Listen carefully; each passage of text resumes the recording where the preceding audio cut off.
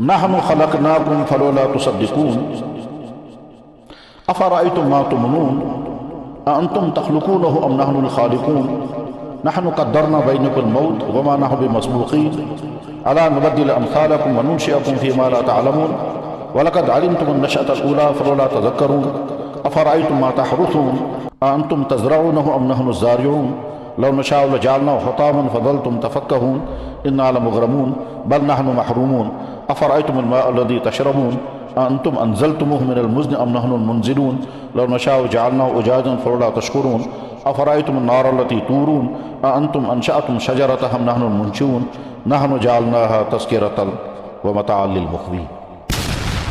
ایمان والے جب قرآن کی تلاوت کرتے ہیں تو ان کے دل لرزنے لگتے ہیں اور سکون آتا ہے۔ الا بذکر اللہ تطمئن القلوب۔ صدق اللہ مولانا العظیم۔ اللہ تعالیٰ شانو فرماتے ہیں ہم نے تمہیں پیدا کیا، فلولا تصدقون، تم تسلیم کیوں نہیں کرتے؟ تمہارے دل میں یہ بات کیوں نہیں آتی ہے کہ ہم نے تم کو پیدا کیا؟ اب یہ اللہ کی طرف سے ایک عظیم الشان دعویٰ ہو رہا۔ ہم نے انسان کو ایک ملے جلے نطفے سے اس طرح پیدا کیا کہ اسے آزمائیں، پھر اسے ایسا بنایا کہ وہ سنتا بھی ہے، دیکھتا بھی ہے۔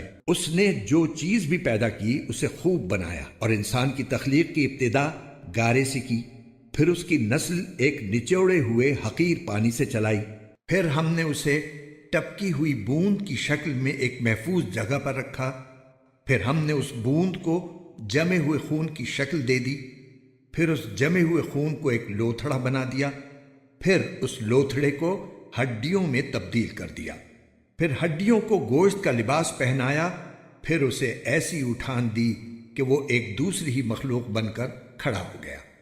غرض بڑی شان ہے اللہ کی جو سارے کاریگروں سے بڑھ کر کاریگر ہے۔ اور دوسری جگہ اللہ تعالیٰ فرماتے ہیں ذالکم اللہ ربکم خالق کل شیء، یہ تمہارا رب ہے، ہر چیز کا پیدا کرنے والا یہی ہے۔ پہلے مخلوقات کا تذکرہ کیا، آسمان کا، زمین کا، سورج کا، چاند کا، ستاروں کا اور زمین سے اگنے والی طرح طرح چیزوں کا، پھر کہا ذالکم اللہ ربکم، یہ ہے تمہارا رب جس نے یہ سب کچھ پیدا کیا۔ یہاں فرما رہے ہم نے تمہیں پیدا کیا، فلولا تصدقون، تم تسلیم کیوں نہیں کرتے، تم تصدیق کیوں نہیں کرتے؟ تصدیق کے معنی ہوتے ہیں دل سے کسی بات کو اس طرح سے ماننا کہ اب اس کے انکار کے کوئی گنجائش ہی نہ رہے۔ جیسے دن کے 12 بجے ہمیں اس بات کا یقین ہوتا ہے کہ آسمان میں سورج چمک رہا ہے، چاہے بادلوں کی وجہ سے نظر نہ آئے، لیکن یہ بات اتنی پختگی کے ساتھ ہمارے ذہنوں میں بیٹھی ہوئی ہے کہ اگر کوئی آدمی کہے گا کہ صاحب دیکھیے یہاں کمرے میں مکمل اندھیرا ہے، اس کا مطلب سورج نہیں ہے، ہم کہیں گے کمرے میں اندھیرا ہے لیکن پھر بھی سورج ہے۔ دن کے 12 بجے سورج کے ہونے کا یقین جتنا پختہ ہے اسی کو کہتے ہیں تصدیق۔ یہ جو انسان کے پاس یقین آتا ہے، اس یقین آنے کی مختلف شکلیں ہیں۔ ان شکلوں میں سے ایک شکل ہے انسان کا مشاہدہ۔ جب ہم کسی چیز کو دیکھیں گے اس کا ہونے کا یقین ہو جائے گا، اس کے بعد آپ انکار نہیں کر سکتے، تو مشاہدے کی بنیاد پر یقین آ گیا۔ اور ایک شکل ہوتی ہے بولنے والے اتنی زیادہ بڑی تعداد میں سچے لوگ ہیں کہ آپ اس کا انکار نہیں کر سکتے، اس کو کہتے ہیں خبر صادق۔ خبر صادق کے معنی یہ ہیں، اس کی آسان سی مثال ہم یہ لیں گے، فرض کیجئے کسی انسان کو کوئی تکلیف ہو گئی، یہ ڈاکٹر کے پاس گیا، اسے یقین ہے کہ ڈاکٹر ماہر ہے اور ہمدرد ہے اور اپنے پیشے کا قابل اعتماد شخص ہے۔ ڈاکٹر نے اپنے پروسیس کے مطابق ڈائیگنوزنگ شروع کی، اس نے کہا آپ یہ ٹیسٹ کر کے لائیں، یہ ٹیسٹ کر کے لائیں۔ 2-4 ٹیسٹ کرنے کے بعد پھر ڈاکٹر نے کہا آپ کو فلانی تکلیف ہے۔ یہ پیشنٹ یقین کر لیتا ہے کہ ڈاکٹر نے جو کچھ کہا مجھے یہ ماننا ہے، حالانکہ اس نے وہ چیز خود دیکھی نہیں، بس شوگر، اب اس نے خود شوگر نہیں دیکھی، لیکن ڈاکٹر نے جو ہی ڈیسائیڈ کر دیا چند ٹیسٹوں کے بعد تو یقین کر لیتا ہے۔ تو اس کو بولنے والا چونکہ قابل اعتماد ہے، اس کے قابل اعتماد ہونے کے نتیجے میں جو بات اس نے کہی ہے یہ بات میرے دل میں بیٹھ گئی، اور اس کے بعد اب میری زندگی اسی پیٹرن پر چلے گی کہ صاحب میں شوگر پیشنٹ ہوں، مجھے ڈاکٹر کی ایڈوائس کو ماننا ہوگا، جو چیزیں ڈاکٹر نے بیان کر دی مجھے وہ چیز استعمال نہیں کرنی ہے، اور جو دوائی مجھے کہے گا وہ اب جو کچھ ہے، کیونکہ میں نے مان لیا۔ شوگر دیکھ کر میں نے اپنے آپ کو شوگر پیشنٹ نہیں مانا، بلکہ بولنے والے کے ایک نتیجے میں نے اپنے آپ کو نبیوں کے کہنے پر اللہ کو ماننا، اللہ کے کہنے پر نبیوں کو ماننا، نبی کے کہنے پر اور اللہ کے کہنے پر مرنے کے بعد کی زندگی کو ماننا، اسی کا نام ہے ایمان۔ یہ ہم ایمان کیوں مانتے ہیں؟ کیونکہ بولنے والوں کی ٹیم جو ہے وہ اس دنیا کی سب سے سچی ٹیم ہے. تو اللہ تعالیٰ فرماتے تم تصدیق کیوں نہیں کرتے، تم تسلیم کیوں نہیں کرتے ہیں؟ اب آگے دلیل دے رہے ہیں کہ تمہیں ماننے کے بغیر کوئی چارہ کاری نہیں ہے، اس لیے کہ تم غور کرو اپنی زندگی پر. افرأیتم ما تمنون، کیا تم اس بات کو غور نہیں کرتے ہو کہ تمہارے جسم سے منی کا قطرہ منتقل ہوا؟ افرأیتم ما تمنون، کیا تم غور نہیں کرتے ہو کہ تم منی کا قطرہ ٹپکاتے ہو، یعنی سیمن. آگے اللہ تعالیٰ فرماتے ہیں انتم تخلقون ام نحن الخالقون، اس سیمن کو تم نے بنایا یا میں بنا رہا ہوں؟ بس یہ تو بہت غور کرنے کی چیز ہے کہ چاہے یہ مرد ہے چاہے یہ عورت ہے. اب مرد جو عمر کی خاص سٹیج پر پہنچ گیا اور اب اس کی باڈی کے اندر سیکچول ہارمون ڈیولپ ہونے لگے، اور کچھ دنوں کے بعد اس کی باڈی کے اندر ایک نیا لکوڈ بننے لگتا ہے. یہ نیا لکوڈ کیسے بننے لگا؟ پھر اس سیمن کے اندر سپرم کیا کیا ہونے چاہیے اور اس کی کاؤنٹنگ کیسے ہونی چاہیے، یہ کون کرے گا؟ تو اللہ تعالیٰ فرماتے ہیں یہ تم بنا رہے ہو یا میں بنا رہا ہوں. پھر اس کو وہاں منتقل کرنے کا، یہاں سے وہاں پہنچانے کا جو سارا سسٹم وہ میں نے بنایا یا تم نے بنایا. اور اگر بیچ میں کہیں بھی کچھ ہو جائے تو تم کچھ نہیں کر سکتے. مثلا ٹیوب بلاک ہو جائے، آئی وی ایف آج کے زمانے میں ہوتا ہے، اس کی وجہ کیا ہوتی ہیں؟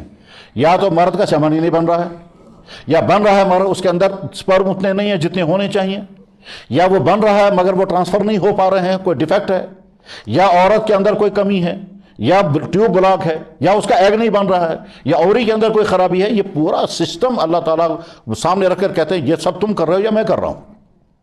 افرأیتم ما تمنون انتم تخلقون ام نحن الخالقون، تم نے یہ سارا پیدا کیا یا میں نے پیدا کیا؟ اب اس میں ہر جگہ سوال آئے گا، سیمن کون بنا رہا ہے؟ سیمن کے اندر سپرم کتنے ہونے چاہیے، کون پیدا کر رہا ہے؟ اس سیمن کو ٹرانسفر کرنے کا جو سسٹم ہے وہ کس نے پیدا کیا، کس نے رکھا ہے؟ اس میں مرد کی باڈی کے اندر جو تبدیلیاں آ جاتی ہیں وہ کون کر رہا ہے؟ اور عورت کی باڈی کے اندر جو کچھ پیدا ہونا چاہیے وہ کون کر رہا ہے؟ اور اس کے بعد پھر اس کی باڈی کے اندر کہاں وہ ایگ بنے گا، اور ایگ بننے کے بعد پھر کس طرح سے ٹرانسفر ہو کر کے آئے گا اور وہ دوسرے کا پہنچے گا، یہ کون کر رہا ہے؟ پھر وہاں دونوں آپس میں مل کر کے بھی نیا سسٹم شروع ہوتا ہے. اللہ تعالیٰ اسی کو بیان کر کے کہتا ہے یہ میں ہوں. اب ظاہر ہے جب ایمبرولوجی ہم پڑھیں گے تو قدم قدم پر خدا کی قدرتوں کا ہمیں یقین کرنا ہوگا. افرأیتم ما تمنون، کیا تم غور کر نہیں کرتے ہو وہ جو منی تم ٹپکاتے ہو یا گراتے ہو یہ تم؟ انتم تخلقون ام نحن الخالقون نحن قدرنا بینکم الموت وما نحن بمسبوقین، جس طرح سے میں نے منی کا قطرہ بنایا اور عورت کے جسم میں ایگ بنایا اور یہ دونوں جب مل جاتے ہیں اسی وقت میں طے کرتا ہوں کہ تم کو دنیا میں کتنے دنوں کے لیے میں بھیج رہا ہوں، اسی وقت میں طے کر دیتا ہوں. چاہے بخاری شریف میں حدیث ہے کہ جب ماں کے پیٹ میں، ماں کے رحم میں جب مرد کا نطفہ اور عورت کا ایگ پہنچ جاتا ہے تو فرشتہ اللہ تعالیٰ ایک فرشتے کو مقرر کر دیتے اس کی حفاظت کرو. وکل اللہ ملکن، بخاری شریف کتاب العلم میں یہ حدیث ہے. اللہ تعالیٰ ایک فرشتے کو ڈیوٹی لگا دیتے ہیں رحم کی حفاظت کرو. 40 دن کے بعد وہ فرشتہ عرض کرتا ہے یا اللہ یہ فلاں سٹیج پر پہنچ گیا. ہم کہہ سکتے ہیں کہ وہ تقریباً ایسا ہوگا جیسے پہلے دودھ تھا اب وہ دہی جیسا بن گیا. سبجیکٹ یہ ایمبرولوجی کا ہے. بہرحال وہ 40 دن کے بعد فرشتہ عرض کرتا ہے یا اللہ علقۃ، یا اللہ یہ علقہ بن گیا، حکم ہوتا ہے حفاظت کرو. پھر 40 دن اور گزر جاتے ہیں تو فرشتہ عرض کرتا ہے یا اللہ مضغۃ، یا اللہ یہ مضغہ بن گیا، یعنی وہ گوشت کی بوٹی جیسی بننے لگے گا، بالکل ایسے جیسے کہ سارون ہوتا ہے، کلیجی ہوتی ہے، اتنا سخت ہو جائے گا، لیکن ہوگا وہ جونک کی طرح، جونک کی طرح ہوگا. اب 40 دن اور گزر جاتے ہیں تو وہ فرشتہ عرض کرتا ہے یا اللہ تیسرا سٹیج پہ مکمل ہو گیا. تو کیا حکم ہے؟ جب حکم ہوتا ہے کہ نہیں اس کو تو انسان بن کر دنیا میں آنا ہے تو اس وقت فرشتہ عرض کرتا ہے یا اللہ اس کی عمر کتنی لکھنی ہے؟ مل اجل یا اللہ عمر کتنی لکھوں گا؟ تو ابھی گویا جان اس میں آئی ہی نہیں، ابھی ماں کے رحم میں بچے نے مومنٹ کی ہی نہیں، اور اسی وقت اس کی عمر لکھ دی جاتی ہے. مل اجل ومل رزق. تو اللہ تعالیٰ فرماتے ہیں میں تو وہیں طے کر چکا ہوں کہ تم کو دنیا میں کتنے دنوں کے لیے میں بھیج رہا ہوں. وما نحن بمسبوقین، تم میرے قانون سے باہر نکل نہیں سکتے، جو میں نے طے کر دیا اس میں تم تبدیلی کر نہیں سکتے. مثلا یہ کہ تم چاہو گے لڑکا بننا چاہیے تھا اور میرا فیصلہ ہوگا لڑکی تو نہیں ہو سکے گا، میں نے طے کیا تھا لڑکی ہونی چاہیے تو وہی ہوگا. اور یہاں پر آ کر کے جو پڑھے لکھے حضرات ہیں وہ کروموزوم کی تھیوری کو فٹ کر سکتے ہیں کہ وہاں سب کچھ ہونے کے باوجود انسان بے بس ہے کہ صاحب وائی ایکٹیویٹ ہوگا یا ایکس ہوگا کچھ پتہ نہیں، دو میں سے ایک ہوگا، اور یہ بھی ہو سکتا ہے کہ دونوں نہ ہو. قرآن کریم میں اللہ تعالیٰ فرماتے ہیں یہب لمن یشاء اناثا و یہب لمن یشاء ذکور، جس کو میں چاہتا ہوں لڑکا دیتا ہوں، جس کو چاہتا ہوں لڑکی دیتا ہوں، جس کو چاہتا ہوں لڑکا اور لڑکی دونوں دیتا ہوں، اور جس کو چاہتا ہوں کچھ بھی نہیں دیتا۔ یہب لمن یشاء اناثا و یہب لمن یشاء ذکور او یزوجہم ذکرانا و اناثا ویجعل من یشاء عقیما، اور جس خاتون کو میں چاہتا ہوں بے اولاد رکھ دیتا ہوں، یعنی وہ باڈی مکمل فٹ ہے لیکن اس کے بعد بچہ نہیں ہو پا رہا ہے۔ پڑھے لکھے حضرات اس بات کو اچھی طرح سے سمجھ سکتے ہیں کہ کائنات بہت بڑی ہے، بہت ہی زیادہ بڑی ہے۔ کتنی بڑی ہے یہ تو جغرافیہ یا سائنسی علوم سے پتہ چل سکے گا کہ کائنات کتنی بڑی ہے، لیکن اس پوری بڑی کائنات میں صرف زمین ایسی جگہ ہے جہاں زندگی گزاری جا سکتی ہو۔ لائف سپورٹ سسٹم جس میں بہت کچھ ہونا چاہیے وہ صرف زمین پر ہے، اور کسی سیارے پر نہیں، کسی ستارے پر نہیں، کسی گلیکسی میں نہیں، کسی ملکی وے میں نہیں، صرف زمین ایسی جگہ ہے کہ جہاں زندگی گزارنے کے وسائل پیدا کیے گئے۔ ان وسائل میں ہوا، پانی، غذا، انرجی اور وٹامنز اور کیا کیا۔ جس خالق نے اس کائنات کو بنایا اور اس نے اس کائنات میں پھر انسان کو بسایا، اور انسان کی باڈی کے اندر جو کچھ ہونا چاہیے وہ بھی اسے دیا، اور باہر جو کچھ ہونا چاہیے اس کے لیے وہ سب مہیا کر دیا۔ اسی کائنات کے خالق نے انسان کو زندگی گزارنے کا اصول بھی بتایا۔ پیدا بھی ہم نے ہی کیا، زندگی کیسے تم گزارو گے وہ بھی ہم ہی اصول بتائیں گے۔ جانور ہم نے پیدا کیا تو ہم ہی بتائیں گے کس جانور سے آپ کیا فائدہ اٹھا سکتے ہیں، کس کا دودھ پی سکتے ہیں، کس کا گوشت کھا سکتے ہیں، کس کا نہیں کھا سکتے۔ پیدا کرنے والا ہی بتائے گا کہ کس چیز کا استعمال کیسے ہوگا۔ اب جب اللہ تعالیٰ شانہ فرما رہے میں نے ہی کائنات پیدا کی، میں نے ہی تم کو پیدا کیا، تمہاری زندگی گزارنے کے لیے جتنے وسائل تمہیں درکار تھے وہ سارے میں نے مہیا کر دیے، تو زندگی کیسے تمہیں گزارنی چاہیے وہ بھی میں ہی طے کروں گا۔ اس کو قرآن میں 2 لفظوں میں بیان کیا گیا، الا لہ الخلق والامر۔ اچھی طرح سے سنو کہ جس نے کائنات کو پیدا کیا فیصلہ بھی اسی کا ہوگا، قانون بھی اسی کا چلے گا۔ جناب جس نے کمپیوٹر بنایا وہی بتائے گا کہ اس کی یوزنگ کیسے ہوگی، جو مکان بنانا چاہ رہا ہے وہی طے کرے گا کہ اس مکان کو مجھے کیسے بنانا ہے، جس نے زمین کا پلاٹ خریدا وہی ڈیسائیڈ کرے گا اس پلاٹ میں مجھے کیا کرنا ہے، گھر بنانا ہے، دکان بنانی ہے، یا کچھ اور کرنا ہے، یا بیچنا ہے، کیونکہ اس کا مالک ہے۔ تو اس کائنات کے خالق نے جیسے کائنات کو پیدا کیا اور کائنات کے تمام چیزوں کو پیدا کیا، پھر انسان کو بسایا، پھر ہر مخلوق کو وہ کچھ عطا کیا جو اسے چاہیے۔ اڑنے والے پرندے کو کے لیے اڑنے کا سسٹم وہ اسے دیا، پانی میں تیرنے والے جانور کے لیے تیرنے کا سسٹم وہ اسے دیا، زمین پر چلنے والے جانور کے لیے جو کچھ ہونا چاہیے وہ اسے دیا۔ ہر مخلوق کی غذا کا ویسا ہی انتظام کیا ہے جیسے اس کی باڈی کا تقاضا ہے۔ جنگلی جانوروں کا معدہ ویسا بنایا جو جنگلی چیزوں کو ڈائجسٹ کر سکیں گے۔ شیر کے سامنے دودھ رکھیں گے وہ نہیں پیے گا، گھاس رکھیں گے وہ نہیں کھائے گا، وہ کچا گوشت اور خون پیے گا۔ گائے بکری کے سامنے گوشت رکھیں گے، دودھ رکھیں گے وہ نہیں پیے گی، اس کے سامنے گھاس رکھیں گے وہ کھائے گی۔ تو کس مخلوق کو کیا غذا ہونی چاہیے وہ بھی مہیا کی، اور جو غذا اس کو دینی ہے ویسا ہی اس کا ڈائجسٹو سسٹم بھی بنایا۔ جس کو فضا میں اڑنا ہے اس کو پھر اڑنے کے سارے وسائل عطا کیے۔ اس کے بعد اب اللہ تعالیٰ فرمائیں کہ میں نے اب تم کو زندگی گزارنے کے لیے جو اصول مجھے بتانا ہے وہ اصول اللہ نے 2 ذریعوں سے دیا، ایک کتاب اور ایک کتاب لے کر آنے والا کوئی شخص۔ یہ آنے والا شخص جو ہے وہ نبی ہے اور اس کے ہاتھ میں کتاب ہے۔ تو اللہ نے انسانوں کی زندگی کو صحیح راستے پر چلانے کے لیے 2 نظام چلائے، ایک کتابیں بھیجیں گے اور ایک نبی بھیجیں گے۔ پہلا نبی پہلا انسان تھا آدم علیہ السلام، اور آدم علیہ السلام کے بعد پھر نبیوں کا سلسلہ بھی شروع ہوا اور انسانوں کا سلسلہ بھی شروع ہوا، اور آخری نبی ہے جناب محمد رسول اللہ صلی اللہ علیہ وسلم۔ ہر نبی پر کچھ نہ کچھ نازل ہوتا رہا، کتاب کی شکل میں یا کتابچوں کی شکل میں، یا بڑی کتاب یا چھوٹی کتاب۔ ہم کہہ سکتے ہیں کہ کسی نبی کو اللہ نے چھوٹی سی کتاب دی اس کو صحیفہ کہیں گے، اور کسی نبی کو بڑی کتاب دی اس کو کتاب کہیں گے، جیسے تورات، جیسے انجیل۔ اور آخری کتاب جو انسانوں کے لیے اللہ نے اتاری وہ قرآن۔ ان کتابوں اور اس قرآن میں فرق بہت سارے ہیں۔ ان فرقوں میں سے ایک بڑا فرق یہ ہے کہ ان کتابوں کو محفوظ رکھنے کا اللہ نے کوئی سسٹم نہیں رکھا، اور اس کتاب کو محفوظ کرنے کا ایسا نظام بنایا کہ آج تک اور قیامت تک اس میں کوئی تبدیلی نہیں ہو سکے گی، اور اگر کر کے دیکھی جائے گی تو نہیں چلے گی وہ۔ اس کتاب کی حفاظت کا ایک ایسا سسٹم بنا ہوا ہے کہ اس سسٹم کے ہوتے ہوئے اب اس میں کتاب میں کوئی تبدیلی ہو ہی نہیں سکتی ہے، اور پچھلے 1400 سال کی تاریخ میں بار بار ایسا ہوتا رہا ہے کہ کوششیں کی گئی نقلی قرآن لانے کی، کوششیں کی گئی اس قرآن کو بدلنے کی، لیکن وہ کامیاب نہیں ہو سکتی اور ہو بھی نہیں سکے گی۔ دنیا کی کسی کتاب کو زبانی یاد نہیں کیا جاتا، قرآن کو زبانی یاد کیا جاتا ہے۔ دنیا کی کسی بھی مذہبی کتاب کو ریکارڈ کرنے کا وہ سسٹم نہیں تھا جو قرآن کو ریکارڈ کرنے کا سسٹم تھا. یعنی جب قرآن نازل ہوتا تھا تو اللہ کے نبی علیہ الصلوۃ والسلام بیک وقت 3 انتظام کرتے تھے. نمبر 1 خود یاد کرتے، نوٹ کراتے، صحابہ کو یاد کراتے، یہ 3 کام، اور پھر اسی قرآن کو نمازوں میں پڑھتے تو صحابہ اس کو سنتے تھے. لیکن اس کے مقابلے میں باقی دنیا کی کسی کتاب کے لیے ایسا سسٹم نہیں ہے. یہی وجہ ہے کہ آج تورات اور انجیل کے نام پر جو کتاب ہے وہ تورات اور انجیل نہیں ہے، وہ بائبل ہے. تورات اور چیز ہے، انجیل اور چیز ہے، بائبل اور چیز ہے. یعنی ہم بہت اطمینان کے ساتھ، ہم ہی نہیں ان کتابوں کے ماننے والے بھی یہ مجبور ہیں کہنے کے لیے کہ وہ اوریجنل تورات، وہ اوریجنل انجیل دنیا میں اب کہیں نہیں ہے. لیکن اس کے مقابلے میں قرآن محفوظ ہے، اور جس انداز سے نازل ہوا تھا اسی انداز سے محفوظ ہے، اس میں کوئی تبدیلی نہیں ہو بھی نہیں سکتی. اس قرآن کے ساتھ امت کا رویہ کیا ہے؟ ایک زمانے میں قرآن کے ساتھ امت کا رویہ یہ تھا کہ قرآن کو پڑھنا، اس کو سمجھنا، اس کی تفسیریں کرنا اتنا زیادہ تھا کہ دنیا کی کسی کتاب کے ساتھ ایسا نہیں تھا. لیکن اس وقت صورتحال یہ ہے کہ امت مسلمہ قرآن سے اتنی دور جا چکی ہے کہ پڑھنا بھی نہیں ہے، تلاوت بھی نہیں ہے، تفسیر بھی نہیں ہے، کوئی تعلق ہی قائم نہیں رہا. یہی وجہ ہے کہ جب سوال کیا جاتا ہے کہ قرآن کا ہمارے ذمہ کیا حق ہے، تو پہلا حق یہ ہے کہ ہم یہ یقین کر لیں کہ اب دنیا میں ہدایت والی کتاب صرف ایک ہے، وہ ہے قرآن. دوسرا حق یہ ہے کہ یہ یقین رکھنا ہے کہ اللہ کی طرف سے نازل ہوا ہے، اس میں کوئی تبدیلی نہیں ہوئی. تیسرا حق یہ ہے کہ یہ پڑھنا آتا ہو. چوتھا حق یہ ہے کہ اس کو مسلسل تلاوت کرنی ہے.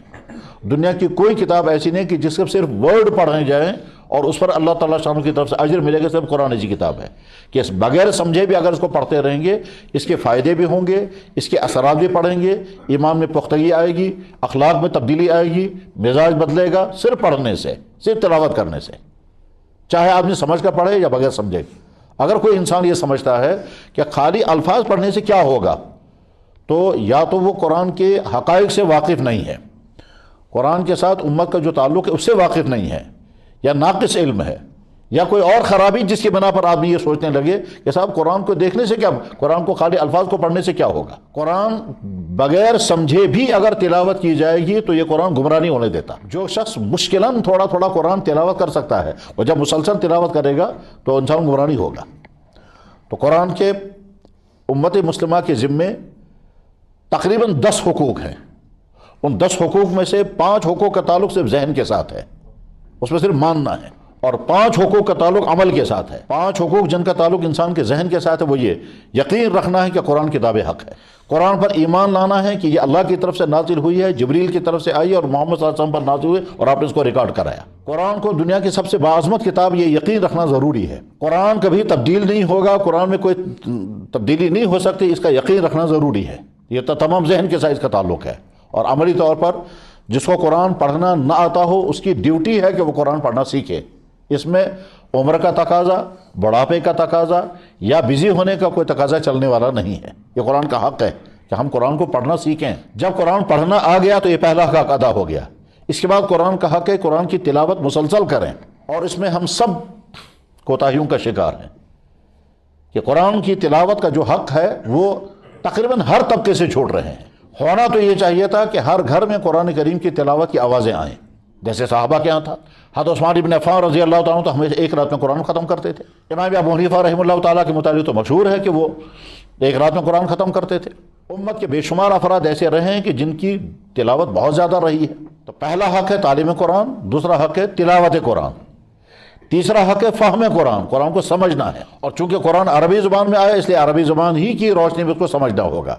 تو جو عربی جانتے ہیں ان کو تفسیروں کی شکل، اور جو عام مسلمان ہیں ان کو تفسیروں کی مجلسوں میں، درس قرآن کی مجلسوں میں بیٹھنا ہوگا تاکہ قرآن کو وہ سمجھیں. تو فہم قرآن تیسرا حق ہے. اور چوتھا حق ہے کہ اس قرآن کے ذریعے سے جو بات ہمارے سامنے آ رہی ہے کرنے کی، اس پر عمل کرنا ہے، اور جو چیزیں حرام کی ہیں قرآن نے اس کو بچنا ہے. اور آخری 5واں حق جو ہے وہ قرآن دوسروں تک پہنچانا ہے. قرآن میں اللہ یہ فرما رہے ہیں، یہ میری ذمہ داری بھی ہے کہ میں اس پر عمل کروں، میں آپ تک بھی یہ بات پہنچا رہا ہوں. تعلیم قرآن، تلاوت قرآن، فہم قرآن، عمل قرآن اور تبلیغ قرآن، یہ 5 قرآن کے حقوق ہیں. اور ان 5 حقوق میں بہت زیادہ کوتاہی اس وقت ساری امت میں پائی جا رہی ہے. اس کو بھی قرآن نے بیان فرمایا کہ قیامت کے دن اللہ تعالیٰ شانہ اللہ کی بارگاہ میں شکایت کریں گے، یا اللہ میری قوم نے قرآن کو چھوڑ دیا تھا. وقال رسول، اور نبی کہیں گے یا ربی، اے میرے رب، ان قومی، میری قوم نے اتخذ القرآن مہجورا، قرآن چھوڑ دیا تھا. چنانچہ افسوسناک واقعات پائے جاتے ہیں کہ گھروں میں قرآن ہوتا ہے وہ گھر میں رکھتے ہیں کہ بجائے کہتے ہیں مسجد میں لے جا کر رکھیں گے، یہاں کون پڑھے گا؟ اور کبھی کبھی انسان اپنے آپ کو دھوکہ دیتا ہے کہ مسجد میں کوئی نہ کوئی پڑھے گا، کہ جناب جب ہم خود پڑھنے کو تیار نہیں تو دوسرے سے کیوں امید رکھیں گے وہ پڑھے گا؟ بلکہ بعض گھروں میں ایسا پایا گیا کہ گھر کے بزرگ قرآن کی تلاوت کرتے تھے، وہ چلے گئے تو بعد کی نسل نے سوچا قرآن پڑھا ہوا یہاں خواہ مخواہ بے ادبی ہو رہی ہے، لہذا ہم لے جا کے مسجد میں رکھیں گے، وہاں کوئی اور پڑھے گا تو ہمارے ابا جان کو ثواب ملے گا، تو ہم کسی اور کے قرآن پڑھنے پر ثواب کی امید رکھیں گے، خود نہیں پڑھیں گے۔ یہ اسی کی ایک شکل ہے کہ قرآن کے ساتھ امت دور ہوتی جا رہی ہے۔ قرآن کے لیے میں سوچتا رہا کہ مجھے کون سی آیتیں منتخب کرنی چاہیے۔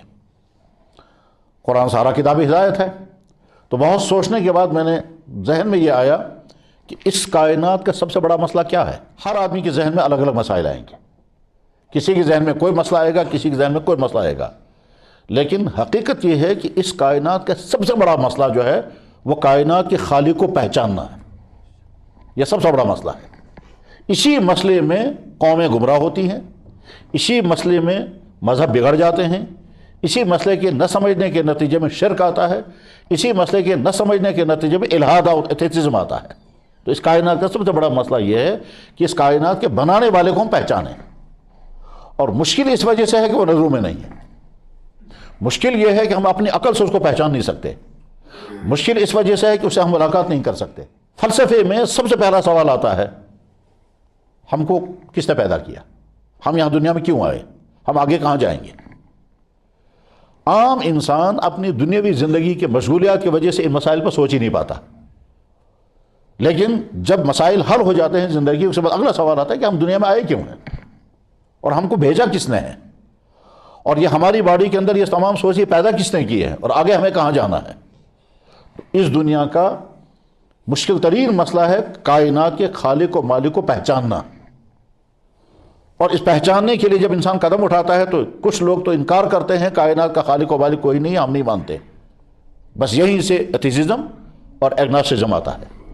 کچھ لوگ کہتے ہیں ہمیں پتہ ہی نہیں ہے، جب پتہ ہی نہیں ہے تو ہم نہیں کہہ سکتے ہیں ہے کوئی یا نہیں ہے، تو ان کو کہتے ہیں لا ادریہ، آج کے زمانے میں اس کو ایگنوسٹک کہتے ہیں۔ کچھ لوگ کہتے ہیں نہیں ہم انکار ہی کرتے ہیں، کسی کو ہم مانتے ہی نہیں ہیں۔ اسی بیچ میں ڈارون کی تھیوری بھی آئی، اور ڈارون کی تھیوری بیس کرتی ہے کہ اس بات پر کہ کائنات کا کریٹر کوئی نہیں ہے اور یہ خود بخود ہی بنی ہے۔ تو گویا اس دنیا کا سب سے بڑا مسئلہ یہ ہے کہ ہم کائنات کے خالق و مالک کو پہچانیں۔ اگر یہ سوال کیا جائے کہ اللہ نے نبیوں کو کیوں بھیجا ہے، تو جب انسانوں کو گائیڈ کرنے کے لیے، تو سوال پیدا ہوگا کس چیز میں گائیڈ کرنا ہے، تو جواب ہے کہ کم سے کم 3 مسئلے ایسے ہیں جن 3 مسئلوں کے بارے میں انسان خود فیصلہ نہیں کر سکتا عقل ہونے کے باوجود۔ ان 3 مسئلوں میں سے پہلا والا مسئلہ یہ ہے کہ اس کائنات کا خالق و مالک کون ہے۔ تو نبیوں کی ڈیوٹی یہ ہے کہ وہ خالق و مالک کا تعارف کرائیں۔ اور دوسرا بڑا مسئلہ ہے کہ کائنات ختم ہونے کے بعد آگے کیا ہوگا، اگلی زندگی کوئی ہے یا نہیں، تو کہیں گے آخرت۔ یہ آخرت نہ انسان اپنی عقل سے سمجھ سکتا ہے، اور یہ آخرت نہ انسان کسی تجربے سے معلوم کر سکتا ہے، نہ کوئی ٹیم ایسی ہے جو آخرت کو دیکھ کر کے آئی ہو تو ہم ان سے پوچھیں گے آپ لوگ آخرت دیکھ کر کے آئے، ہمیں بتائیے وہ ہے کیا، اور ہے مرنے کے بعد کوئی زندگی ہے یا نہیں، مرنے کے بعد کی زندگی ہے یا نہیں۔ اسی مسئلے میں ایک قوم آواگمن کے شکار ہو گئی، وہ کہتے ہیں کہ کائنات مسلسل چلتی رہے گی اور انسان مرا تو اگلے جنم میں کسی اور روپ میں آئے گا، یہ وہی اگلی زندگی ہے یا نہیں ہے۔ تو نبیوں کا پہلا کام ہے اس کائنات کے خالق و مالک کا تعارف کرانا، اور نبیوں کا دوسرا کام ہے اگلی والی زندگی کے متعلق تیاری کرانا، اس اگلی والی زندگی کا پورا تعارف کرانا، اور تیسرا کام ہے اس دنیا میں زندگی کیسے گزاریں گے آپ۔ ایک شکل ہمارے سامنے ہے کہ ہم اپنی عقل کی بیس پر زندگی گزاریں، اپنے تجربات کی بیس پر زندگی گزاریں، اور دوسری شکل یہ ہے کہ نہیں جس نے زندگی دی اس سے پوچھیں کہ ہم زندگی کیسے گزاریں گے، اور وہ زندگی گزارنے کا طریقہ بتائیں گے نبیوں کے ذریعے سے۔ تو اس کائنات کا پہلا سب سے بڑا مسئلہ یہ ہے کہ کائنات کو خالق و مالک کون ہے۔ تو میں نے سوچا کہ میں وہی آیتیں منتخب کروں گا جن آیتوں کا تعلق اللہ تعالیٰ شاہ نے اپنے تعارف سے کرایا ہے۔ یوں تو قرآن کریم میں جگہ جگہ اللہ تعالیٰ شاہ نے اپنی متعلق اپنی ذات کے عالی کے متعلق اپنا تعارف کراتے ہیں، تو چند آیتیں میں نے اسی لیے منتخب کی ہیں۔ گویا پہلا ہمارا درس جو ہے وہ ہوگا اس موضوع پر جو موضوع اس دنیا کا سب سے پہلا موضوع ہے جب ہم کائنات کے خالق کو مان لیں گے اس کے بعد اگلا سوال ہوگا کہ خالق کی مرضی کے مطابق ہمیں زندگی گزارنی، تو ہمیں کیسے معلوم ہوگا؟ تو کہ اللہ تعالیٰ کہیں گے میں نے نبی بھیجے ہیں اور میں نے کتاب بھیجی ہے۔ خالق کو ماننے کا لازمی نتیجہ یہ ہے کہ ہم اس کے نبیوں کو بھی مانیں، خالق کے ماننے کا لازمی نتیجہ یہ ہے کہ اس کی بھیجی ہوئی کتاب کو مانیں، خالق کے ماننے کا لازمی نتیجہ یہ ہوگا کہ ہم یہ تسلیم کر لیں کہ واپس ہمیں اسی کے پاس جانا ہے اور اسے ملاقات کرنی ہے اور ان کے ساتھ پھر اس زندگی کی ساری رودات سامنے پیش کرنی ہے، اور ادھر سے اس زندگی کا سارا ریکارڈ تیار کیا ہوا ہوگا، یہ پورا سسٹم بنا ہوا ہے۔ تو میں وہی آیتیں تلاوت کرتا ہوں جن آیتوں میں اللہ تعالیٰ شان اپنی ذات عالی کا تعارف کراتے ہیں، اور تعارف کراتے ہوئے اللہ تعالیٰ شان فلسفہ بیان نہیں کرتے بلکہ ایسی حقیقتیں سمجھاتے ہیں جو انسان آرام کے ساتھ سمجھ سکے اور انکار نہ کر سکے۔ آگے اللہ تعالیٰ شان فرماتے ہیں افرأیتم ما تحرثون، تم غور نہیں کرتے یہ جو کھیتی باڑی ہو رہی ہے تم کرتے ہو یا میں کرتا ہوں؟ اب زمینوں سے اگنے والی تمام چیزیں، اس کو قرآن کریم میں جگہ جگہ تفصیل کے ساتھ اللہ تعالیٰ شان بیان فرماتے ہیں کہ زمین سے میں کتنی چیزیں اگا رہا ہوں اور کس چیز کے اندر میں نے کیا کیا رکھا ہے۔ ادھر سے انسان کی باڈی کو ضرورت ہے بہت ساری چیزوں کی۔ آج ہم اس کو سمجھ سکتے ہیں کہ انسان کی باڈی کو پروٹین کی ضرورت ہے، آئرن کی ضرورت ہے، کیلشیم کی ضرورت ہے، پوٹاشیم کی ضرورت ہے، میگنیشیم کی ضرورت ہے، زنک چاہیے، فاسفورس چاہیے اور وٹامن چاہیے۔ اتنی ساری چیزیں ہماری باڈی کو چاہیے۔ پہلے زمانے میں جب اتنا علم نہیں تھا، اس زمانے میں ہم اتنا جانتے تھے بھوک لگی ہے کہ ایسی چیز ملنی چاہیے جس سے بھوک مٹ جائے، کمزوری آ گئی ہے کچھ ایسی چیز مل جائے جس سے بدن میں طاقت آ جائے، تو بھوک مٹ جائے بدن میں طاقت آ جائے، بس اتنا ہی کام تھا۔ ہم غذا کھائیں گے بھوک مٹ جائے، غذا کھائیں گے تاکہ بدن میں طاقت آ جائے، اور لکوڈ پئیں گے تاکہ بدن کی پانی کی ضرورت پوری ہو جائے۔ آج کے زمانے میں مسئلہ اتنا ہی نہیں ہے، آج کے زمانے میں تو کہا جاتا ہے کہ صاحب ہم کو ڈائٹ میں کیا کیا ہونا چاہیے۔ اب یہ ساری چیزیں ہماری غذاؤں میں ہونی چاہیے، اور وہ ساری چیزیں اللہ نے غذاؤں میں رکھی، پھلوں میں، گوشت میں، دودھ میں، سبزیوں میں۔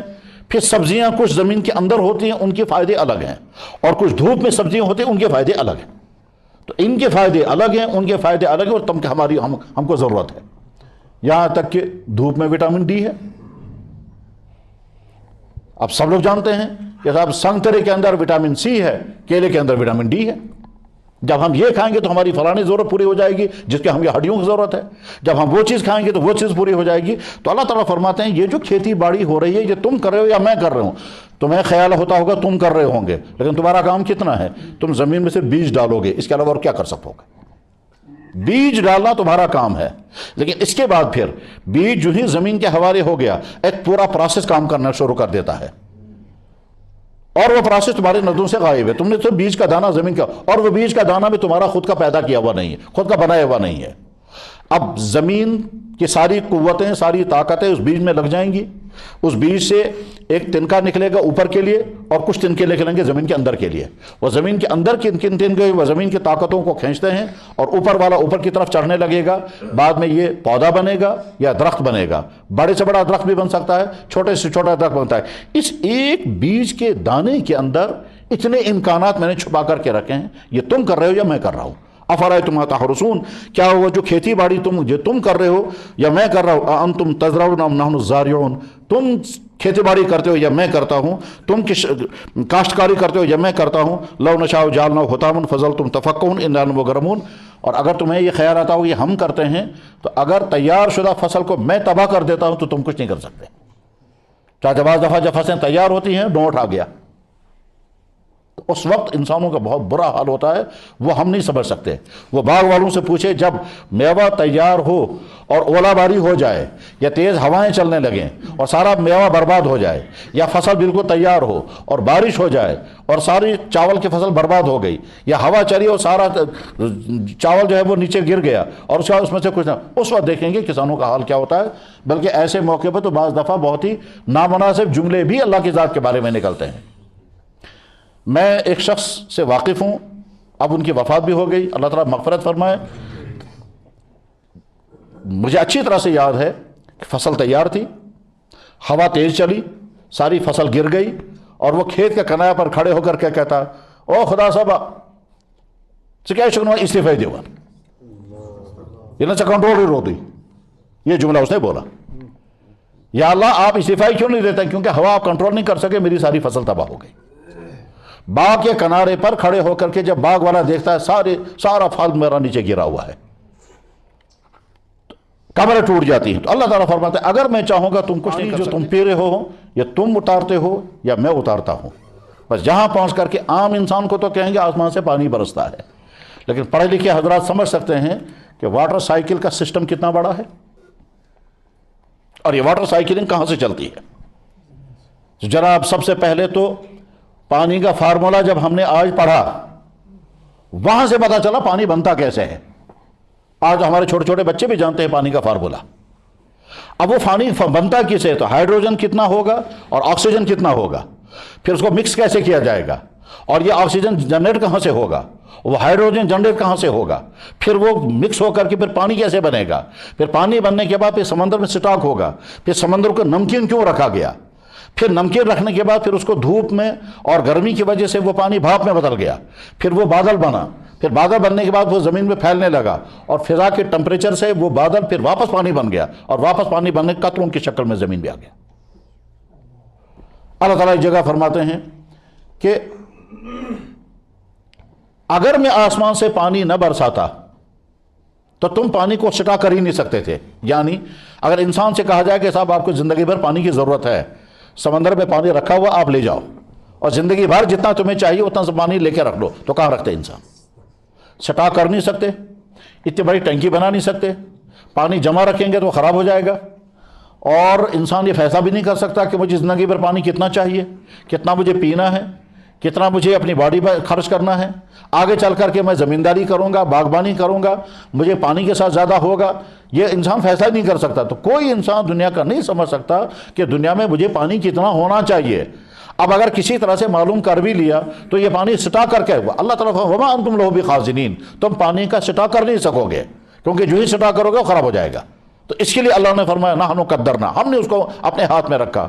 تو انزلنا بقدر، ایک خاص مقدار میں پانی میں اتارتا رہتا ہوں، اور وہ پانی تمہاری ساری ضرورتیں پوری کرتا ہے، اور ایک ہی پانی تمہاری پیاس بھی بجھا رہا ہے، تمہارے بدن کو بھی صاف کر رہا ہے، تمہاری زمینوں کو بھی سیراب کر رہا ہے، تمہارے جانوروں کو بھی سیراب کر رہا ہے. یہ ساری اور ایک جگہ اللہ تعالیٰ شانو فرماتے ہیں کہ اس پانی ہی سے زندگی ہے.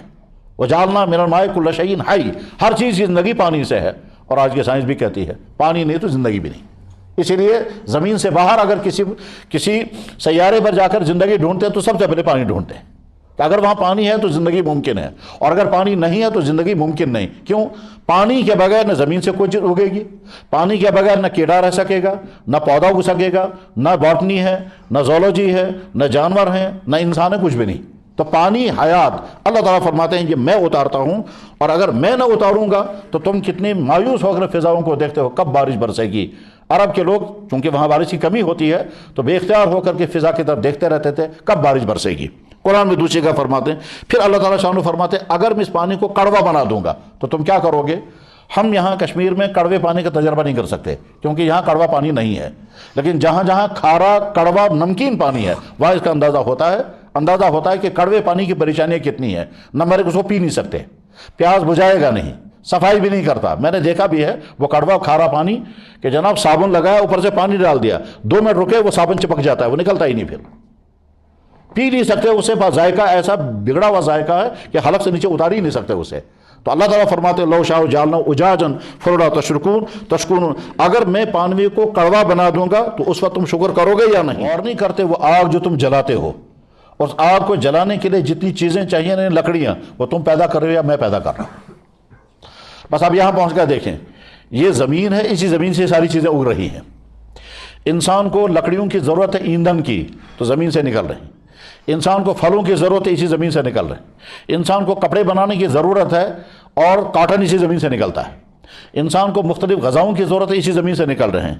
انسان کو بیج چاہیے، وہ بیج جس میں سے تیل نکالنا ہے، وہ سارے بیج اسی زمین سے نکلتے ہیں.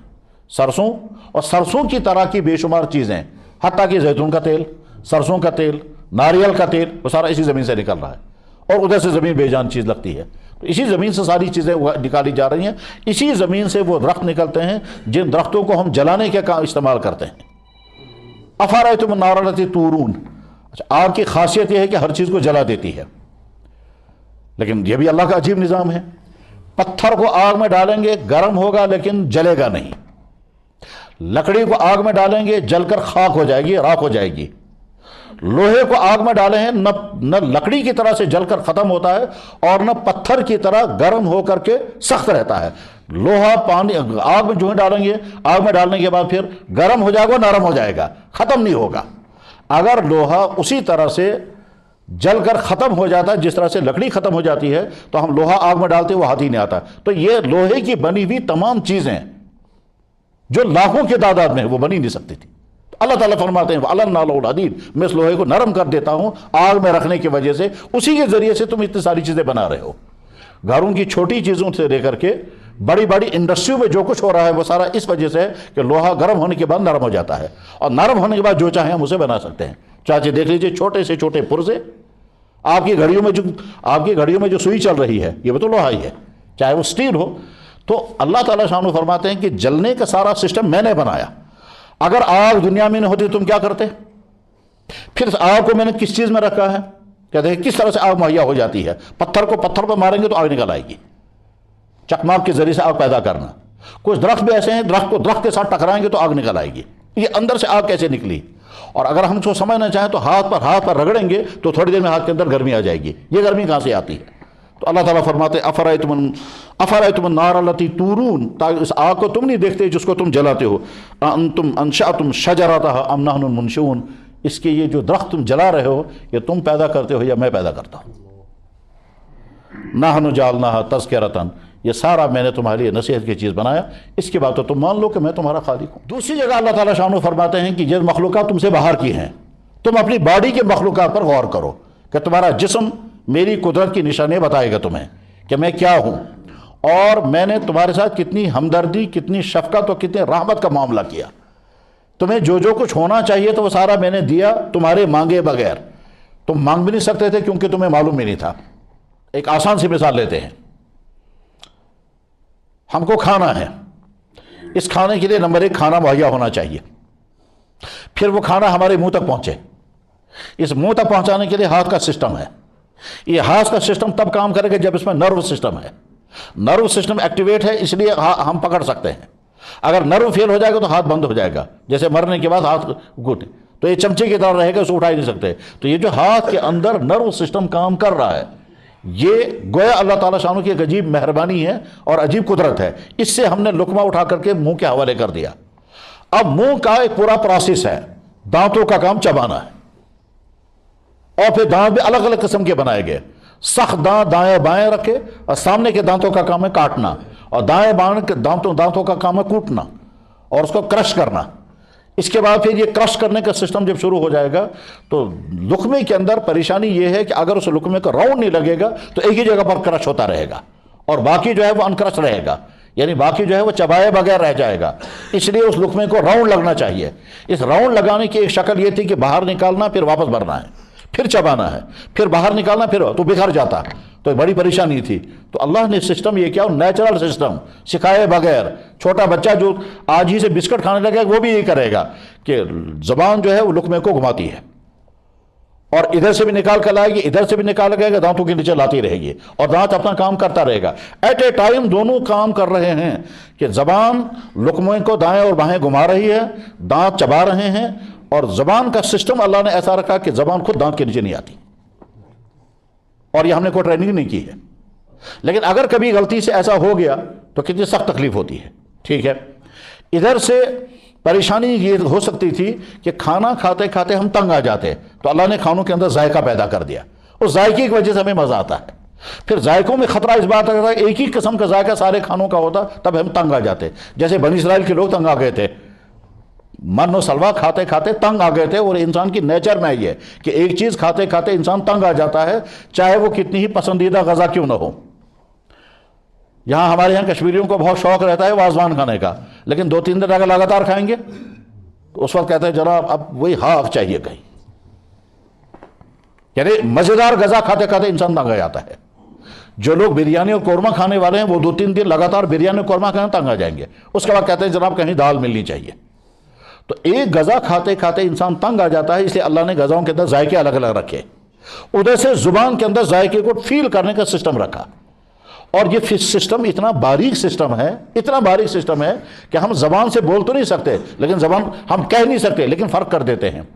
مثلا فرض کیجئے کشمیریوں کو تو بہت آسانی کے ساتھ سمجھ میں آ جائے گا کہ اگر ہم امریکن سیب چبائیں گے یا ڈیلیشس سیب چبائیں گے یا گولڈن چبائیں گے تو زبان ذائقے سے بتا دے گی کہ یہ الگ ہے، یہ الگ ہے، دونوں میٹھے ہیں، لیکن دونوں کی مٹھاس میں جو فرق ہے وہ ہم زبان سے بول نہیں سکتے لیکن زبان محسوس کر لیتی ہے۔ بالکل اسی طرح سے جیسے گلاب کے پھول کے اندر خوشبو ہے، چمیلی کے پھول کے اندر بھی خوشبو ہے، ہم اس خوشبو میں ڈفرنسز تو کر سکتے ہیں فیلنگ کے ذریعے لیکن بول نہیں سکتے۔ ہم یہ نہیں کہہ سکتے کہ گلاب کے پھول کی خوشبو یہ ہے، ہاں لفظوں میں اس کو ادا کرنا چاہتے نہیں، ہم سونگ کے بتا سکتے ہیں ہاں یہ گلاب ہے، اس کی خوشبو الگ ہے، اور یہ چمیلی ہے یا کوئی اور ہے، اس کی سمیل جو ہے وہ الگ ہے۔ خوشبو میں ہم فرق کر سکتے ہیں سونگنے کے سسٹم سے، اسی طرح سے ذائقوں میں ہم فرق کر سکتے ہیں زبانے کے۔ ٹھیک ہے صاحب، اب لقمہ تیار ہو گیا، لیکن اس لقمے کے تیار ہونے کے لیے ضروری ہے کہ ایک لوشن بھی اس کے اندر ملنا چاہیے، اور آپ جانتے ہیں کہ انسان کے منہ میں تقریباً 6 جگہ پر ایک لعاب نکلتا ہے گلینڈز کے اندر سے اور اس لقمے میں شامل ہو جاتا ہے۔ اس لعاب کا فائدہ کیا ہوگا یہ میڈیکل میں سمجھ میں آ جائے گا۔ لقمہ تیار ہو گیا، لقمہ تیار ہونے کے بعد اب دماغ کو سگنل چلا گیا کہ لقمہ تیار ہے، دماغ وہاں سے آرڈر کرتا ہے اور یہاں حلق کے نیچے سے ایک جھٹکا لگتا ہے، اس جھٹکے کے بعد لقمہ نیچے چلا جائے گا۔ جب تک وہ جھٹکا نہیں لگے گا لقمہ نیچے نہیں جا سکتا۔ ہم سب یہی کر رہے ہیں، اور اس بیچ میں انسان کچھ اور بھی کرتا رہتا ہے اور یہ اپنا سسٹم کام کر رہا ہے۔ ہم کھانا کھاتے ہوئے بات بھی کر رہے ہیں، موبائل پہ بات ہو رہی ہے، تبصرے بھی ہو رہے ہیں، چیزوں کو بھی دیکھا جا رہا ہے، دانت اپنے کام کر رہے ہیں، دماغ چیک کر رہا ہے لقمہ تیار ہوا یا نہیں، اور اس کا پھر یہاں سے جھٹکا لگے گا اور اس کے بعد میدے کے حوالے ہو جائے گا۔ اب میدا جو ہے وہ اس کو ڈائجسٹ کرنا شروع کرے گا اور اس میں سے سارے جوس نکالے گا، اور وہ میدے کے بعد پھر جگر کے حوالے ہوگا، جگر اس میں سے کیا کیا نکالے گا۔ اب دیکھ لیجئے جو وٹامن اس غذا کے اندر ہیں وہ سارے وٹامن انسان کی باڈی کو کام دے رہے ہوں گے۔ یہ سارا سسٹم اللہ تعالیٰ شان و بتا کر کہتے ہیں۔ اب بھی کہتے ہو خدا کون ہے؟ کیا تم نہیں دیکھتے ہو اس منی کے قطرے کو جو تم ٹپکاتے ہو اپنی زندگی کے پارٹنر کے جسم تک، اور اس میں بھی اللہ تعالیٰ شانہ نے ایک ٹیسٹ رکھا ہے تاکہ اگر صرف آرڈر کرتے اور اس میں ٹیسٹ نہ ہوتا تو انسان جیسے دوسرے بہت سارے کاموں میں سستی کرتے اس میں بھی کرتے، ٹھیک؟ اس لیے اللہ تعالیٰ نے اس میں ذائقہ رکھ دیا۔ اس ذائقے کی وجہ سے مرد میل اور فیمیل کا آپس میں جو اٹریکشن ہے وہ اسی ذائقے کی وجہ سے ہے، تو گویا اللہ نے وہ ذائقہ رکھا ہے تاکہ وہ ہمارا کام ہوتا رہے، ورنہ یہ ملیں گی نہیں آپس میں، کون کرے گا یہ پریشانی۔ لیکن اللہ نے اس میں ذائقہ رکھا اور ایسی کشش رکھی ہے کہ مرد بھی بے قرار ہے اس کو پورا کرنے کے بغیر، اور جیسے کھانے کی بھوک رکھی، جیسے پانی کی بھوک رکھی، ایسے جنسی طلب بھی رکھی۔ یہ جنسی طلب کوئی جرم نہیں ہے، یہ تو اللہ نے پیدا کی ہے۔ اس جنسی طلب کا غلط استعمال جرم ہے۔ جیسے کھانا جرم نہیں ہے، چوری کر کے کھانا، فراڈ کر کے کھانا، چھین کر کے کھانا یہ ہے جرم۔ پانی پینا جرم نہیں ہے، لیکن پانی کو غلط طریقے سے لینا یا گندا پانی پینا یا ناپاک پانی پینا وہ ہے جرم۔ ٹھیک اسی طرح سے جنسی چاہت، یہ جو انسان کے اندر اللہ نے جنسیت رکھی اور انسانی کے اندر ہے، ساری مخلوقات کے اندر ہے، جانوروں کے اندر بھی ہے، میل فیمیل کا سسٹم ساری مخلوقات میں ہے، پیڑ پودوں میں بھی ہے۔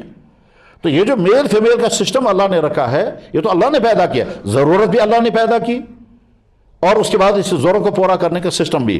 تو اللہ فرما رہے ہیں افرأیتم ما تمنون، کیا تم غور نہیں کرتے وہ جو تم منی کا قطرہ تم ٹپکاتے ہو، انتم تخلقونہ، اس منی کے قطرے کو تم نے پیدا کیا، ام نحن الخالقون، یہ ہم پیدا کر۔ یاد ہے میں نے ایک شہر میں ہمارے کشمیری بھائی نے مجھ سے کہا کہ ہم فلاں جگہ جائیں گے، ہم وہاں گئے، وہاں ایک اب نارمل انسان تھا، اس نے کہا کہ میرے باپ نے آج سے 30-35 سال پہلے جب میں چونکہ اب نارمل تھا مجھے لا کر کے ان کے حوالے کر دیا اور کہا میں ابھی تھوڑی دیر کے بعد آ رہا ہوں، آج تک وہ واپس نہیں آیا۔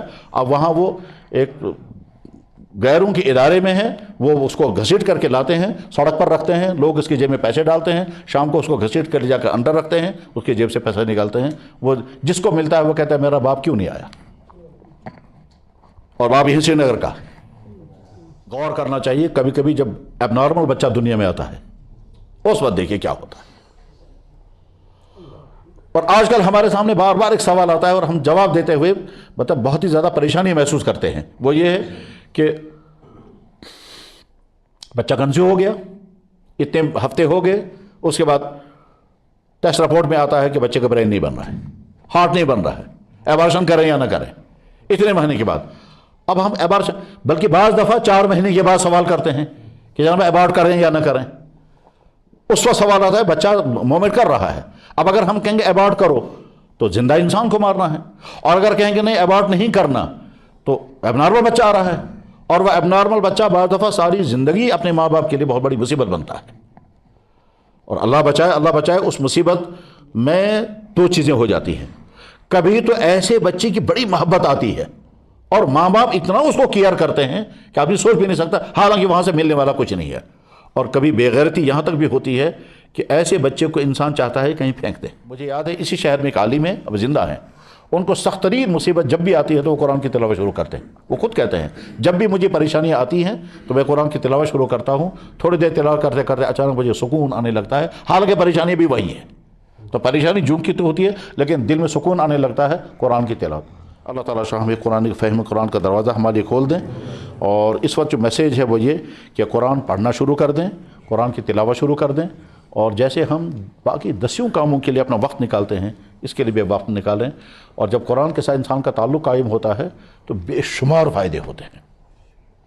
دولت ہوگی تو شکر کا مزاج آئے گا، مشکلات آئیں گی تو صبر کا مزاج آئے گا، بیماری آئے گی تو برداشت کرنے کی ہمت پیدا ہوگی، اور یہ سب قرآن کے اثرات ہوتے ہیں۔ اللہ تعالیٰ قرآن کریم میں بھی فرماتے ہیں کہ ایمان والے جب قرآن کی تلاوت کرتے ہیں تو ان کے دل لرزنے لگتے ہیں اور سکون آتا ہے۔ الا بذکر اللہ تطمئن القلوب۔ اللہ تعالیٰ شان و فہم قرآن کا سلسلہ ہمارے آسان فرمائے۔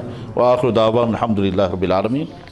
سوال پوچھے گا کہ یہ بچے آتے ہیں نا، میں تو اس کا سربراہ ہوں، سب الٹیمیٹلی میرے پاس ہے، فائنل اوپینین میری ہوتی ہے، تو مطلب بچہ ہوتا ہے تو بولتے ہیں کیا کریں گے، لیکن ہم پوچھتے ہیں کہ بچہ پھیرن تم سے دپان آج پھیرن تو بچہ زندہ ہے، لیکن یہاں ہم سوچتے ہیں کہ بچے میں ایسی پرابلم ہے کہ مطلب بعد میں یہ اس کی پرابلم ہو سکے، تو اس میں کیا کریں؟ میں سمجھ گیا، وہ میں اشارے میں عرض کر رہا تھا کہ بچہ پیٹ میں ہوتا ہے اور اب نارمل ہوتا ہے، تو اگر میڈیکلی تو پہلے دن سے اس میں جان ہے، میڈیکلی تو بچے کے اندر پہلے دن سے ہی جان ہے، میڈیکلی تو سپرم میں بھی جان ہے، ہر چیز میں جان ہے ہارٹ جب بن جاتا تب جی، تو میڈیکلی تو ہر چیز، لیکن ہمارے یہاں شریعت میں بچے کو جاندار مانا جاتا ہے تب سے جب سے بچہ ماں کے پیٹ میں مومنٹ کرے گا، اس سے پہلے شریعت اس بچے کو بے جان مانتی ہے۔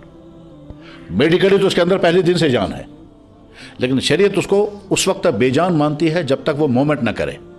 ہم اس کو دوسرے لفظوں میں کہتے ہیں کہ جب بچے کے اندر روح آ جاتی ہے تو بچہ مومنٹ کرنے لگتا ہے، ہم یہ کہتے ہیں۔ اچھا، روح آئے گی عام طور پہ 4 مہینے کے بعد، 4 مہینے سے پہلے نہیں، 4 مہینے یعنی وہ سٹیج کہ جب ماں کے پیٹ میں بچہ مومنٹ کرنے لگے گا، اس سٹیج سے پہلے اگر ایبارشن کرنے کی ضرورت پڑ رہی ہے تو اس میں تو شریعت کی کھلی اجازت ہے، اس پر شریعت خود ہی اجازت ہے، یہ بڑے سیمینار میں فیصلہ ہوا ہے۔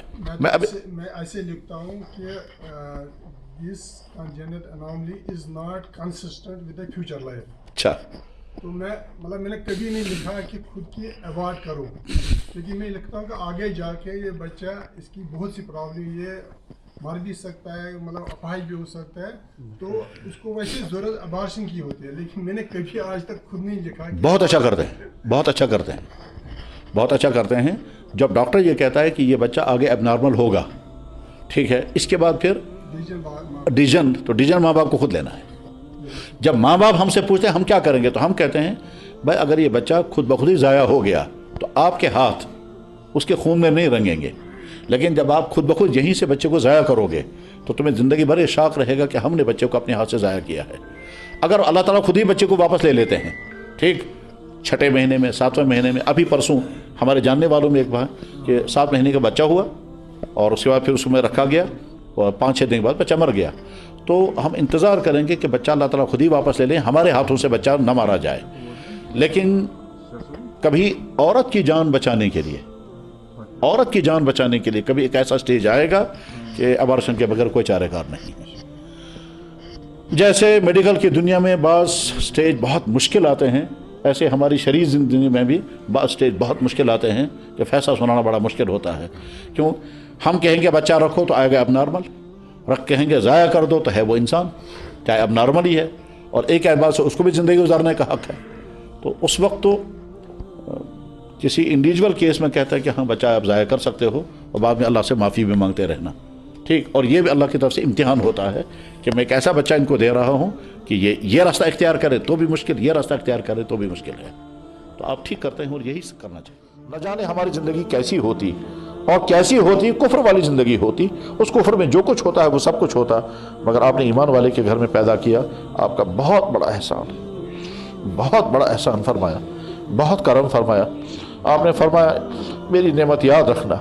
یا اللہ یاد ہے، یاد ہے. آپ نے فرمایا وما بکم من نعمت فمن اللہ، تمہیں جو کچھ ہے وہ میرا دیا ہوا. یا اللہ اگر ہم میں سے کسی نے کچھ پڑھا اور لکھا ہے، ہمارے پاس اگر ڈگریاں ہیں، جو بھی ڈگریاں ہیں وہ تو آپ کی دی ہوئی ہے، صلاحیت دی، ماں باپ دیے، انہوں نے پڑھایا لکھایا. یا اللہ سورسز جمع ہوئے، مدرسوں میں پڑھا، سکولوں میں پڑھا، کالجوں میں پڑھا، یونیورسٹیوں میں پڑھا، ڈگریاں ملی، کوئی کچھ بنا، کوئی کچھ بنا، کوئی کچھ بنا، یہ سب آپ کا دیا ہوا. یا اللہ گھر دیے، والدین دیے، خوشیاں دی، دولت دی، گاڑیاں دی، کھانا پینا دیا، کپڑے دیے، کوئی کمی نہیں رکھی، سب آپ کا احسان ہے. ہمارا شکر قبول فرما. بے ایمان ہوتے تو کیا ہوتا، اندھے ہوتے تو کیا ہوتا، بے گھر ہوتے تو کیا ہوتا، بے روزگار ہوتے تو کیا ہوتا، اب نارمل ہوتے تو کیا ہوتا، دماغی اب نارمل ہوتے تو کہیں مینٹل ہسپتال میں ہوتے. یا اللہ جو کچھ ہے یہ نہ ہوتا تو کیا ہوتا، بہت مشکل ہوتا. شکر ہمارا قبول فرما لے. ہمیں سے جن کے جو مسائل ہیں وہ مسائل حل فرما دے. ایمان میں پختگی عطا فرما، کردار میں حسن عطا فرما، اخلاق اچھے عطا فرما. یا اللہ مزاج میں سلامتی عطا فرما، مصیبتوں سے حفاظت فرما، رکاوٹیں دور فرما، اپنا فضل شامل حال فرما. والدین زندہ ہے تو صحت و تندرستی عطا فرما، وفات ہو گئی تو مغفرت فرما. یا اللہ ہم جس طرح کے خطرات میں ہیں ہم سے زیادہ آپ جانتے ہیں. ہم کو جس طرح یا اللہ ہمارے مستقبل میں جو جو خطرات ہیں ہم سے زیادہ آپ جانتے ہیں. یا اللہ تو آپ ہی فیصلے فرما دیں ان خطرات سے، یہاں کے تمام ایمان والے محفوظ رہیں. ایمان، اخلاق، کردار، معاشیات، سماجیات، یا اللہ اور کس کس شعبے میں کیا کیا خطرے ہیں آپ کے سامنے ہیں. یا اللہ ہم نہیں جانتے، آپ جانتے ہیں. کہاں کیا پلان بنتا ہوگا، کہاں کیا سوچا جا رہا ہوگا، کہاں کیا تدبیریں ہو رہی ہوں گی، یا اللہ سب آپ کے علم میں ہیں. یا ذا الجود والکرم یا ذا الفضل والعطا. ہمیں قرآن کا تعلق بھی عطا فرما، قرآن کا فہم بھی عطا فرما. قرآن کے نتیجے میں یا اللہ جو کیفیت دل میں پیدا ہوتی ہے، سرور کی کیفیت، اطمینان کی کیفیت، وہ کیفیت ہمیں عطا فرما دیجیے. یا اللہ آپ کے نبی نے جتنی دعائیں مانگی ہیں وہ ساری دعائیں ہمارے حق میں قبول فرما. سبحان ربک رب العزت عما یصفون، سلام علی المرسلین، الحمد للہ.